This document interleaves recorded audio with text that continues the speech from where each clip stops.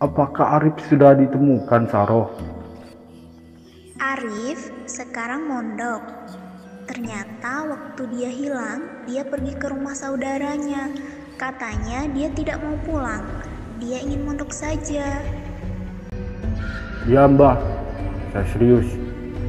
Yang penting orang-orang tidak meremehkan saya lagi. Mbak Wage lalu mengajak. Dia pun menanyakan apa yang telah terjadi kepadanya. Dadak punya banyak uang.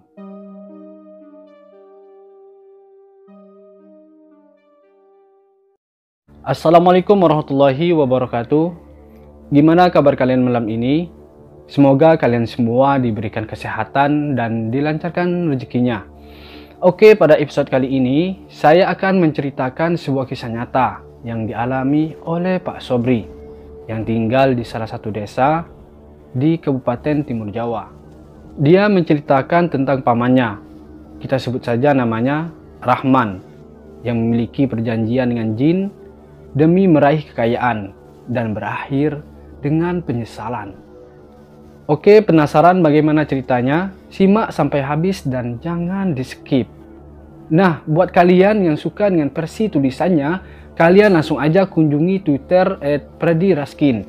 Linknya ada di deskripsi. Dan jangan lupa juga untuk dukung channel ini dengan klik subscribe, like, komen, dan share sebanyak-banyaknya. Nah, bagi kalian yang punya cerita horor dan ingin diangkat di Lilin Malam, kalian bisa kirimkan cerita kalian di Instagram Lilin Malam. Nanti adminnya akan mengarahkan ke WhatsApp. Jangan lupa juga untuk follow IG saya karena di sana saya juga membagikan seputar cerita horor yang tidak ada di YouTube. Oke, tanpa basa-basi lagi, kita langsung aja masuk ke alur ceritanya. Lilin Malam, check it out.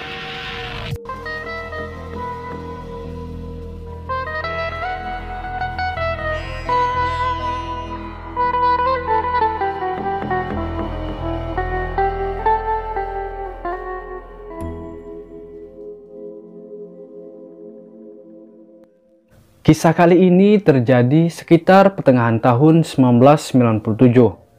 Rahman adalah seorang petani yang berusia sekitar 42 tahun.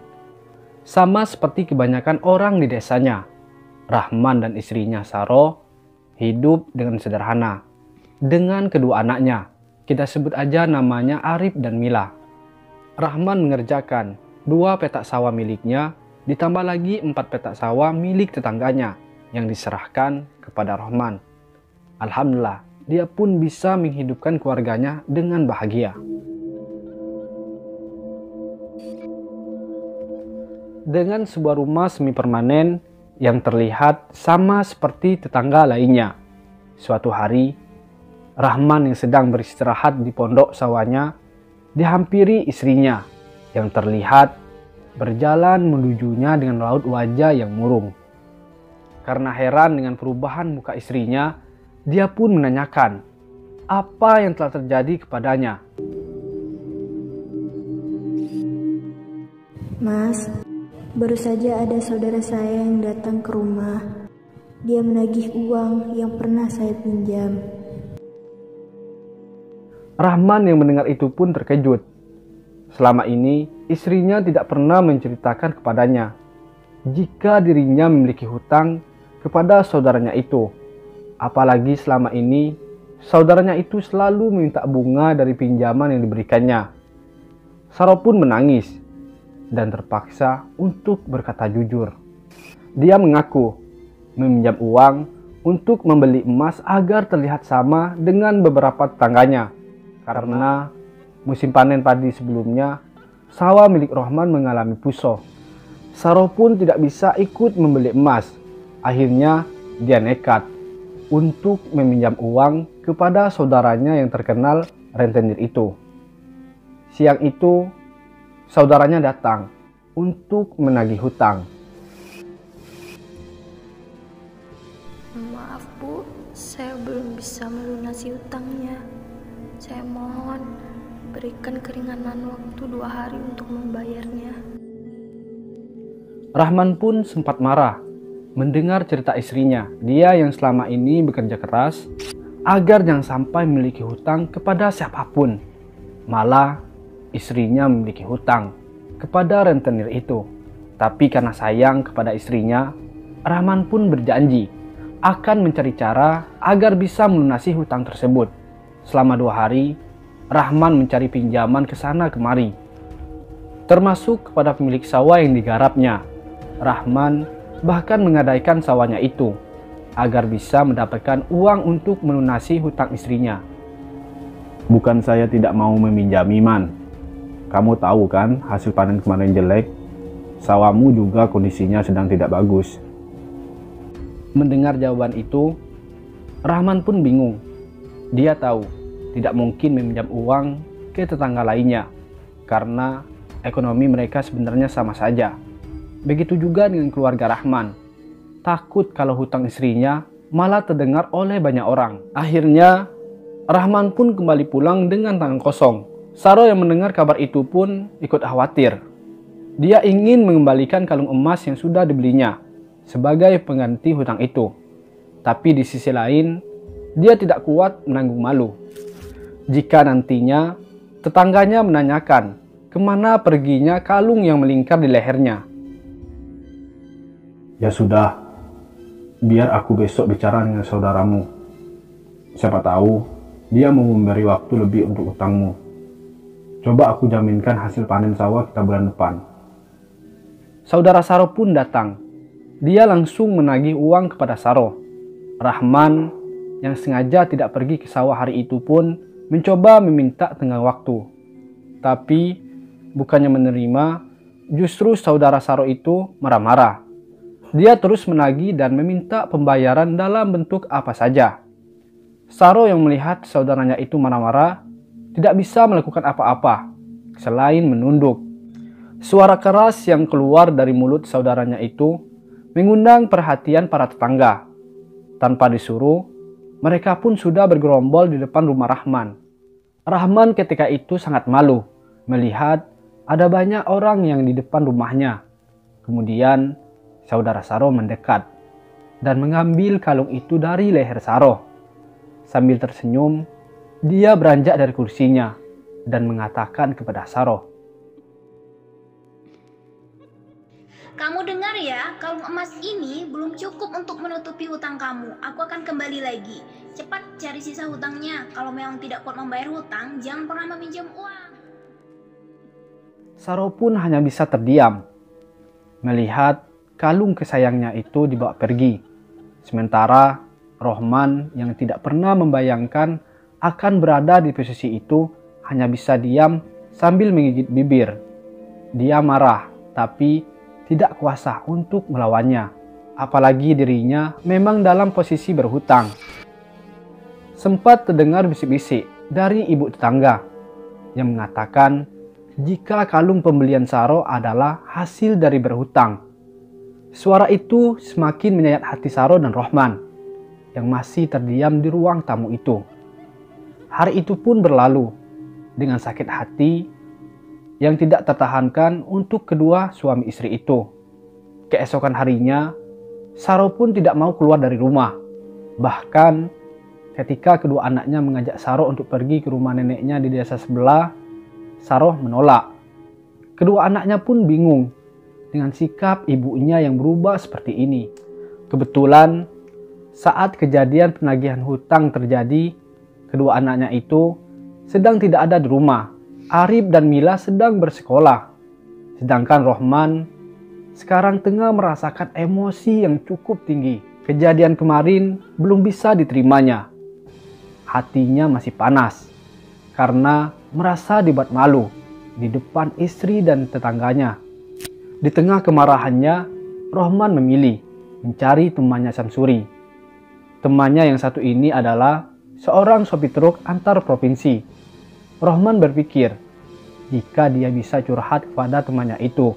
Jarak rumahnya sekitar 5 km dari rumah Samsuri.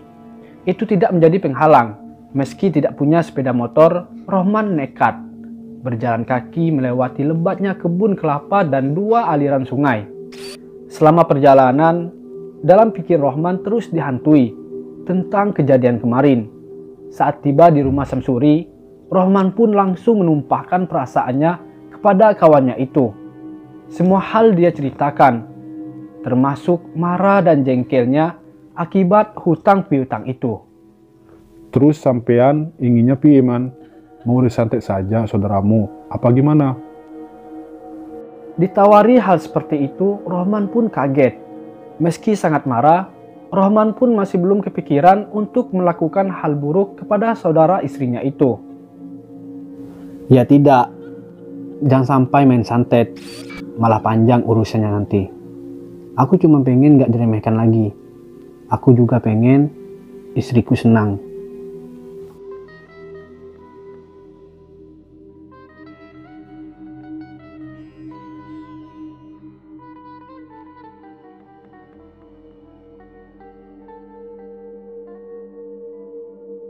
Setelah berbincang lama, Samsuri pun akhirnya memberikan sebuah solusi. Dia berencana untuk membawa Rohman ke salah satu orang pintar yang tinggal di salah satu desa yang berseberangan dengan hutan di timur Jawa. Samsuri mengatakan jika orang tersebut bisa membantu Rohman agar masalah ekonominya bisa teratasi. Rohman pun menyanggupi, asalkan itu bisa membuat masalahnya terselesaikan, terutama bisa mengobati sakit hatinya. Singkat cerita, Rohman dan Samsuri pun berangkat menuju lokasi orang pintar itu di Minggu sore. Orang pintar itu bisa ditemui selepas maghrib. Keduanya pun berangkat menggunakan sepeda motor. Kita sebut aja namanya Mbah Wage. Rohman dan Samsuri harus melewati jalanan makadam sejauh 4 km. Ditambah lagi penerangan yang tidak maksimal. Mereka tidak bisa cepat-cepat karena khawatir dengan jalanan yang mereka lalui. Setelah 1 jam melewati jalanan yang buruk, tibalah mereka di sebuah perkampungan kecil. Terlihatlah sebuah rumah dari kejauhan. Kemudian mereka mendekati rumah itu. Samsuri yang sudah hafal dengan rumah Mbah Wage langsung mengetuk pintu rumahnya. Di dalam tampak seorang pria tua yang sudah menunggu kedatangan mereka. Setelah basa-basi, Samsuri menceritakan niat kedatangan mereka. Mbah Wage sebenarnya sudah mengetahui. Kemudian Mbah Wage melemparkan pertanyaannya kepada Rohman tentang keseriusannya untuk mendapatkan rezeki dengan cara perjanjian dengan jin. Ya mbah, saya serius. Yang penting orang-orang tidak meremehkan saya lagi. Mbah Wage lalu mengajak Rohman masuk ke dalam kamar rumahnya. Rohman mencium. Ada bau aneh dari kamar itu. Seperti bau kulit kayu basah bercampur dupa dan bau anjir darah. Tapi Rohman tidak berani bertanya. Dia hanya menurut apa yang dikatakan Mbah Wage. Kemudian Rohman memejamkan matanya. Terlihat Mbah Wage duduk di sampingnya dengan mata tertutup. Tidak selang lama, kain geber berwarna hitam yang menutupi satu ruangan kamar itu bergerak. Rohman mulai sedikit ketakutan. Meski sering menjaga sawah sampai malam, Rohman belum pernah bertemu dengan hal-hal gaib. Tiba-tiba, Rohman mendengar ada suara kera menggelingkingi kamar itu. Di saat bersamaan, muncul 2 buah titik merah menyala di belakang kain hitam itu. Rohman nyaris mau mundur. Seketika, Mbah Wage memegang pundaknya dan menahan untuk tidak beranjak.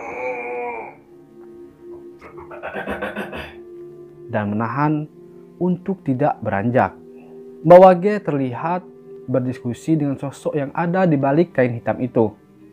Udara di dalam kamar seakan terasa semakin panas. Mbah Wage kemudian menyodorkan 3 sisir pisang kepada Rohman. Kamu makan 1 pisang ini. Tanda kamu serius ikut perjanjian. Rohman ketika itu ragu. Dia menimbang apakah akan mengikuti perjanjian ini atau tidak.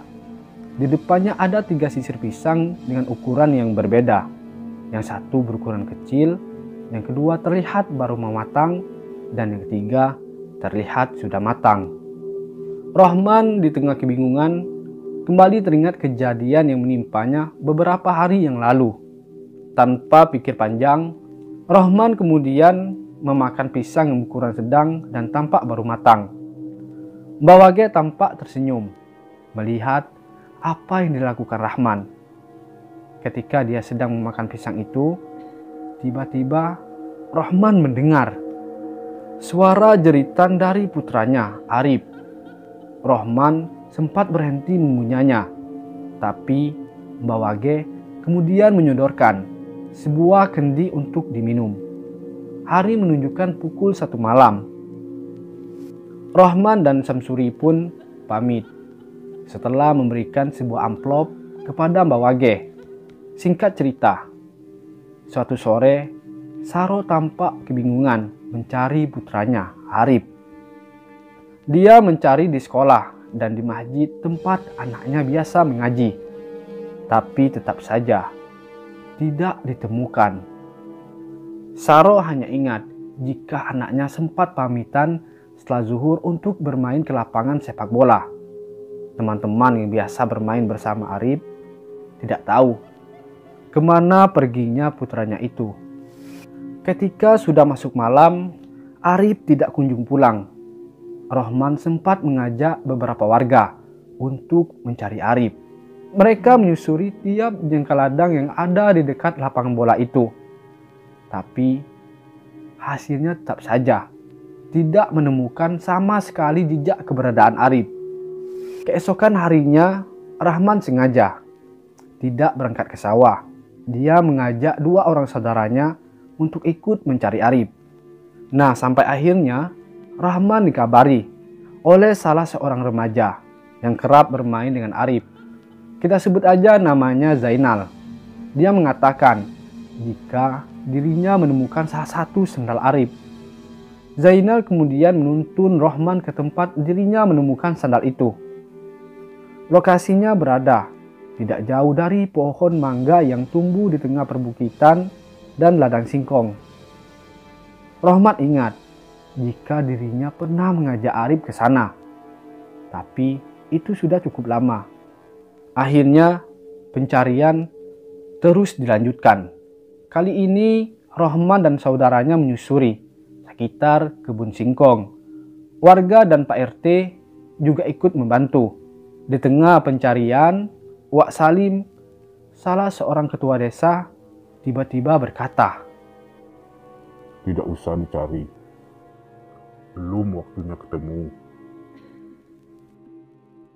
Mendengar ucapan itu, membuat orang-orang yang sedang berjalan menjadi heran.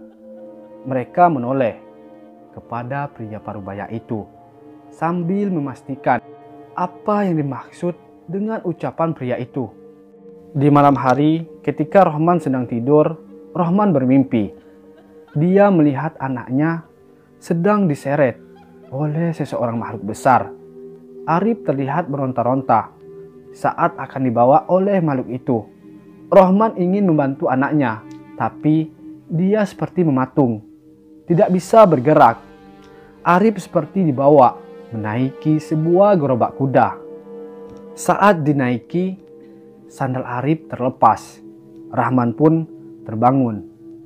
Napasnya tersenggal seperti orang yang mau berlari. Di samping dia, istrinya tertidur dengan mukena yang masih melekat. Tampak jika istrinya pun tidak bisa tidur. Rohman mencoba tidur lagi, tapi pikirannya selalu tidak tenang. Dia terus kepikiran kemana perginya anak pertamanya itu. Esok harinya, Rahman berencana untuk kembali mencari keberadaan anaknya. Beberapa pemuda siap untuk membantu Rahman pagi itu. Ketika hendak keluar rumah, Rahman tiba-tiba kedatangan seorang tamu. Dia mengatakan ingin menyewa sawah milik Rohman. Pria yang mengaku berasal dari ibu kota itu ingin menyewa selama 10 tahun. Rahman nampak kebingungan. Di sisi lain, dia memikirkan nasib anaknya. Dan di sisi lain, dia mendapatkan kabar gembira. Akhirnya, Rahman memanggil istrinya untuk mendengarkan penawaran dari pria kota itu. Saat itu juga perjanjian antara Rohman dan penyewa itu pun terjadi. Pembayaran dilakuin saat itu juga. Rohman pun tiba-tiba mendadak punya banyak uang. Hati Rohman pun sangat senang. Dia nyaris lupa jika anaknya belum ditemukan. Keesokan harinya, kondisi ekonomi keluarga Rohman mulai berubah. Uang dari penyewa sawah dibuat modal untuk membuka usaha kecil-kecilan. Dalam waktu sekejap, warung itu menjadi ramai. Kata Sobri, orang yang menceritakan kisah ini, kehidupan Rohman mendadak berubah. Pria yang sebelumnya hanya petani sederhana, mendadak menjadi juragan. Rohman jadi orang pertama yang bisa membeli sepeda motor dengan cara cash di dusun tempat dia tinggal. Beberapa tetangga kagum dengan perubahannya. Tapi ada pula yang mulai heran, karena keluarga Rohman seolah-olah tidak pernah lagi mempermasalahkan kehilangan putra sulung mereka. Keluarga Rohman tampak biasa-biasa saja. Pernah aku bertanya kepada Saro. Kebetulan Saro ini masih bibiku. Apakah Arif sudah ditemukan, Saro? Arif sekarang mondok. Ternyata waktu dia hilang, dia pergi ke rumah saudaranya. Katanya dia tidak mau pulang. Dia ingin mondok saja. Aku pun mengangguk, meskipun sebenarnya masih ragu dengan jawaban Saro. Tapi aku tidak ambil pusing. Sampai 8 bulan kemudian, aku melihat kondisi keluarga Rohman kembali goyah. Beberapa kali tetangga mendengar suami istri itu bertengkar. Walaupun rumah Rohman sekarang sudah lebih besar dan dikelilingi oleh pagar, tapi suara itu tetap terdengar. Beberapa hari kemudian, warga sempat mendengar jeritan suara Saro. Yang mengherankan, tetangganya juga mendengar ada suara kera di dalam rumah Rahman. Padahal jelas, keduanya tidak memelihara kera. Warga yang hendak bertanya merasa segan. Mereka akhirnya memilih diam, sambil melihat apa yang terjadi. Keesokan harinya, ternyata setelah zuhur, keluarga Rahman mengumpulkan beberapa tetangganya, termasuk juga aku. Bapak, Ibu, kami mau pamit pergi ke Bali. Mohon maaf jika ada salah selama ini. Saya mau bekerja di sana, sekaligus mengobati Mila yang sedang sakit. Aku tidak tahu sakit apa yang menimpa Mila. Aku berusaha melihat kondisi Mila saat digendong oleh Saro. Mila terlihat pucat, dengan tangan yang terus menggenggam. Sejak saat itu, Rohman pun pergi bersama anak dan istrinya. 1 tahun berlalu sejak kepindahan keluarga Rahman. Kala itu krisis moneter tengah menimpa Indonesia. Aku yang saat itu masih bekerja serabutan mencoba merantau ke Bali. Nah, sekitar seminggu setelah aku bekerja di sana, tidak sengaja aku bertemu sama Saro di salah satu sudut jalan dekat Pantai Kuta. Saro membawa sebuah wadah besar berisi minuman ringan. Aku pun berlari menghampiri saudaraku itu. Saro tampak terkejut melihatku, seakan-akan mau menghindar. Tapi Saro sepertinya memilih untuk menemuiku. Kita berdua akhirnya duduk di salah satu sudut jalan yang agak sepi. Saro menawariku minuman sambil mengajak berbicara. Banyak hal yang diceritakan oleh Saro saat itu. Mulai Rohman yang diterima menjadi security hotel, sehingga bisa tinggal di dalam mes bersamanya. Tapi ada satu kisah membuatku cukup terkejut dari perjalanan hidup Saro. Saro pun mengajakku untuk pergi ke sebuah warung kecil untuk menceritakan rahasia yang selama ini menjadi kunci kehidupannya, termasuk inti cerita ini.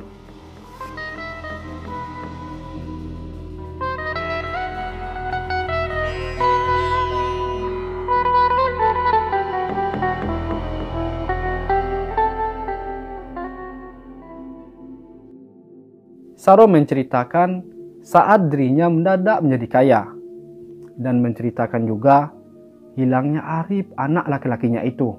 Saro berulang kali bertanya kepada suaminya itu, di mana keberadaan Arif. Ternyata jawaban Rohman kala itu sama, dengan apa yang pernah diucapkan Saro kepadaku. Arif sedang mondok di salah satu pesantren di kabupaten sebelah. Meski awalnya percaya, tapi naluri seorang ibu muncul. Dia merasa anaknya sedang terancam. Memang, 2 atau 3 minggu sekali, suaminya pergi dengan alasan menjenguk Arif di pesantren. Rohman membawa satu rantang penuh berisi makanan kesukaan Arif, daging rempah, dan pelecing ayam. Karena heran, Saro pun mendesak suaminya. Dia ingin ikut menjenguk Arif. Rahman sempat mencegah, tapi Saro bersikeras. Bahkan dia mengancam akan minta antar kepada orang tuanya jika tidak diajak menemui Arif. Akhirnya Rohman pun mengiyakan. Dia bersedia mengajak Saro ke tempat Arif berada. Apapun yang akan terjadi nanti, kamu harus sabar. Saro heran dengan ucapan suaminya, tapi dia tidak mau berdebat. Yang terpenting baginya adalah bisa bertemu dengan putranya itu.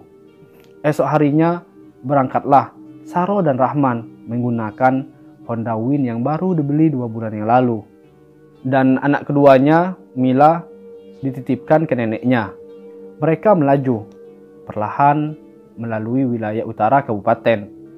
Terlihat ada sebuah hutan yang terbentang cukup panjang. Motor yang dikendarai Rohman tiba-tiba berbelok keluar dari jalan besar, masuk ke jalan setapak yang justru mengarah ke dalam hutan. Pohon-pohon jati yang ada di pinggir hutan seakan-akan memberi jalan kepada Rohman dan Saro. Semakin masuk ke dalam, jenis pohon semakin rimbun dan dipenuhi tumbuhan jalar. Sampai akhirnya mereka berdua tiba di sebuah tempat terbuka di antara lebatnya perpohonan. Ternyata di sana tidak hanya Saro dan suaminya, ada beberapa orang yang tampak duduk menunggu sesuatu. Tidak ada yang bertegur sapa. Semuanya memandang kosong ke arah jalan kecil yang ada di sisi barat tempat lapang itu. "Kok di sini, Pak?" "Katanya di pesantren," tanya Saro kepada Rohman. "Tunggu saja, nanti Arif akan datang ke sini," kata Rohman sambil mengisyaratkan tangannya menutup bibir istrinya. Sekitar 20 menit menunggu, tiba-tiba ada segerombol suara kera yang terdengar keras. Tak sampai 2 menit, sudah ada puluhan kera yang muncul memenuhi tempat itu. Mereka terlihat bingung mengamati orang-orang yang ada di sana. Kemudian satu persatu dari kera itu menghampiri orang yang menunggunya. Ada sekedar mengelus-ngelus, ada juga yang memberikan makanan kepada kera di depannya. Anehnya, kera-kera itu seperti sudah sangat jinak dan mengenali orang-orang di sekitar itu. Di antara kera-kera itu tiba-tiba ada seekor kera yang mendekati Saro dan Rohman. Karena kaget, Saro nyaris memukulnya. Dia sudah mengangkat sendal sebagai tanda mengusirnya. Tapi kera berwarna abu-abu itu justru mendekat. Sekilas, kera itu tampak seperti menangis di depan Saro. Karena masih bingung, Saro meminta penjelasan kepada suaminya. Akhirnya di sana Rahman pun berterus terang. Dia menceritakan jika kera itu adalah Arif.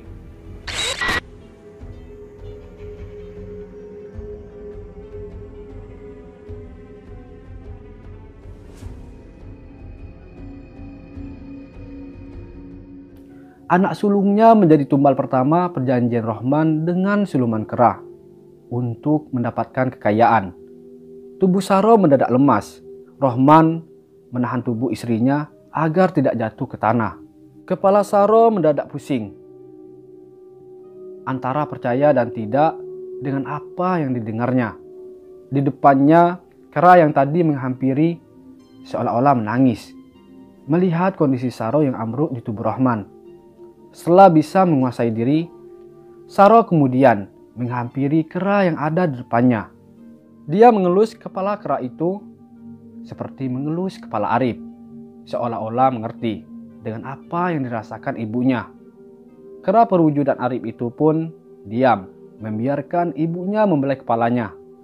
Kemudian Rohman membuka rantang yang dibawanya dari rumah, mengeluarkan beberapa makanan kesukaan Arif dan mengelarnya di atas daun pisang. Kera itu kemudian mendekati makanan itu dan mulai melahapnya satu persatu. Hati Saro teriris melihat pemandangan yang tidak pernah dipikirnya itu. Proses pengunjungan Arif ternyata tidak berlangsung lama. Tiba-tiba ada angin kencang yang berhembus, entah dari mana asalnya. Seketika kera-kera itu yang tadinya berkerumun langsung berlari kembali ke jalan setapak tempat awal mereka muncul. Saro sempat berteriak memanggil anaknya, tapi tubuhnya ditahan oleh Rohman. Dan ternyata tidak hanya Saro, ada beberapa orang yang juga terlihat histeris melihat kepergian kera-kera itu. Sudah, ayo kita pulang. Nanti 2 minggu lagi kita kesini. Sejak kejadian itu, Saro seperti orang bingung. Memang, kondisi keuangan keluarganya membaik, bahkan bisa dibilang sangat baik. Saudara yang dulu menghutanginya malah berbalik banyak berhutang kepadanya. Saro tidak hanya menggunakan 1 kalung emas saja, tapi hampir semua jemari tangannya berbalut cincin emas. Tapi semua seolah menjadi hampa. Saro sering teringat Arif saat tengah merenung. Suatu malam, Saro pernah bermimpi melihat anaknya berada di sebuah perkampungan. Tidak hanya sendiri, Arif bersama puluhan anak-anak seusianya sedang menarik sebuah gerobak layaknya kuda. Di belakang anak-anak itu ada sesosok makhluk berwujud kera yang tidak segan mencabuk Arif jika dia berjalan lambat. Saro berusaha berteriak, memanggil anaknya. Arif hanya menoleh sebentar, lalu kembali menyeret gerobak bersama anak-anak lainnya. Saro pun berusaha berlari, mengejar anaknya itu. Tapi tiba-tiba ada 2 tangan besar yang mencegahnya. Kembali. Tempatmu bukan di sini.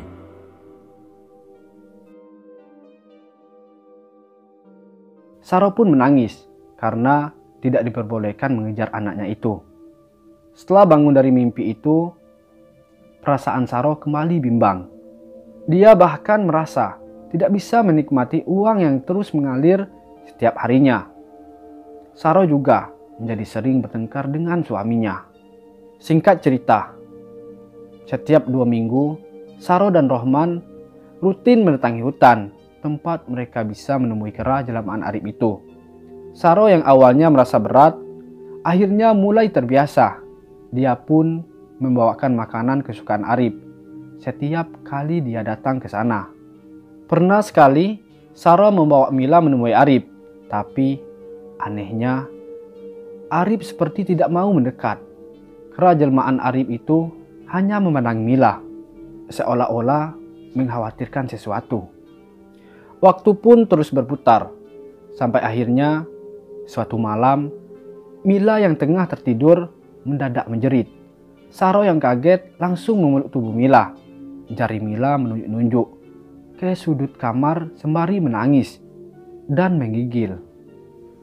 Saro yang bingung kemudian membangunkan suaminya. Rohman menyalakan lampu, tapi tidak melihat apa-apa. Kejadian itu berlangsung hampir setiap hari selama 1 minggu.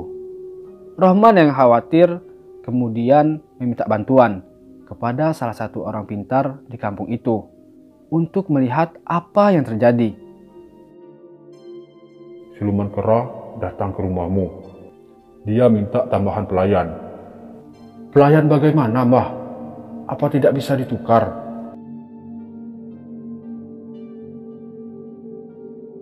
Orang pintar itu menggeleng. Dia mengatakan perjanjian siluman kera dengan Rohman sudah menjadi darah daging. Kalau kamu tidak mau, nyawa kamu taruhannya. Tapi anak saya tinggal 1, Mbah. Orang pintar itu tidak memberi pilihan. Tapi dia sempat membisiki Rohman jika ada orang yang bisa membantunya untuk memutusi perjanjian gaib antara Rohman dan siluman kera itu. Dengan syarat, saat menemui orang itu, Rohman harus pergi meninggalkan semua harta yang didapatinya dari siluman kera itu. Jawaban itu membuat Rohman menjadi bingung. Rohman pun pulang menemui istrinya di rumah. Ternyata di dalam rumah Rohman mendapati istrinya tengah meringkuk ketakutan. Di pelukannya wajah Mila terlihat pucat dengan tangan menggenggam kaku. Singkat cerita, Rohman teringat tepat seminggu setelah hilangnya Arif, Samsuri tiba-tiba menemuinya di sawah. Ada salah dari Mbak Wage. Nanti malam kamu disuruh menaruh ini di bawah bantalmu. Ini untuk apa? Sudah, ambil saja. Katanya kamu pengen ketemu anakmu. Malam harinya, Rohman membuka bungkusan yang diberikan Samsuri. Isinya sebuah kulit pisang kering. Benda itu pun langsung diselipkannya di bawah sarung bantal. Rohman kemudian tertidur. Di dalam mimpinya, Rohman melihat area kebun yang ada bukit di kampungnya. Lalu terlihat Arif tengah digandeng oleh seorang pria. Wajahnya tidak terlalu jelas karena membelakangi pandangan Rohman. Rohman terus mengikuti kemana pria itu membawa Arif. Sampai di dekat perpohonan durian, pria itu menyeret Arif dengan cepat. Arif terlihat tergesa-gesa mengikuti langkah pria itu. Satu sendalnya ikut terlepas karena sulit mengikuti langkah pria yang menyeretnya. Di dekat deretan batu besar yang ada di belakang area pohon durian, tiba-tiba muncul sebuah terowongan. Pria itu membawa Arif untuk masuk. Terdengar suara Arif meronta-ronta di dalamnya. Rohman pun seolah-olah ikut terseret ke dalam terowongan itu. Setelah beberapa menit dalam kegelapan, akhirnya dari terowongan itu mulai terlihat. Ternyata ada sebuah perkampungan di baliknya. Rumah-rumah terlihat berjajaran rapi dengan halaman yang lebar. Dinding rumah terlihat terbuat dari kapur putih dengan atap dari dedaunan yang sangat lebar. Semua hampir terlihat normal, kecuali penghuninya. Semua penghuninya itu adalah kera dengan ukuran tubuh besar seperti manusia. Saat itu Rahman mendengar suara. Anakmu akan bekerja di sini sebagai bayaran dari harta yang kamu dapat. Rahman terbangun selepas mendengar suara itu. Pagi-pagi buta, dia langsung berlari ke tempat berbatuan seperti yang ada di dalam mimpinya. Di sela bebatuan, sama-sama Rahman melihat sebuah sosok. Ternyata itu adalah tubuh anaknya, Arif. Matanya memejam, dengan tangan menggenggam erat. Rahman menemukan tubuh Arif dengan kondisi tidak bernyawa lagi. Rahman menangisi anaknya. Dipeluknya tubuh dingin itu dengan erat. Setelah puas melampiaskan kesedihannya, Rahman kemudian menguburkan tubuh Arif tidak jauh dari batu itu. Kebetulan lokasi itu jarang dilewati orang. Singkat cerita, melihat kondisi Mila semakin hari semakin memburuk, dia pun harus memilih mengakhiri sebelum semuanya terlambat. Detak jantung Mila masih bisa dirasakan oleh Rahman, artinya masih ada kesempatan. Akhirnya Rahman sekeluarga benar-benar pergi dari kampung itu. Mereka tidak membawa harta dari hasil pesugihan yang mereka jalani. Saro menjual cincin emasnya untuk pindah ke Bali. Di sana Mila berhasil diobati sampai sembuh. Rahman dan Saro kemudian mengawali hidupnya menjadi pekerja dari bawah, seperti para perantau lainnya. Sobri yang mendengar cerita Saro pun akhirnya mengerti jalan cerita hidup saudaranya itu. Setelah pertemuan itu, Sobri kemudian kembali ke aktivitasnya bekerja di salah satu salon dan pasar. Dan cerita pun selesai. Cerita yang bisa kita ambil dari kisah ini, jangan pernah berhutang untuk sesuatu agar terlihat mewah di depan orang. Dan jangan sampai punya perjanjian dengan jin, karena pasti tidak ada ketenangan di dalamnya. Oke, jika terdapat kesalahan dalam penyampaian, saya mohon maaf sebesar-besarnya. Dan mohon juga nih, kasih saran, kritik, dan masukannya biar channel ini lebih bagus lagi untuk kedepannya. Saya sebagai narator undur diri. Wallahul muwafiq ila aqwamit thoriq. Wassalamualaikum warahmatullahi wabarakatuh.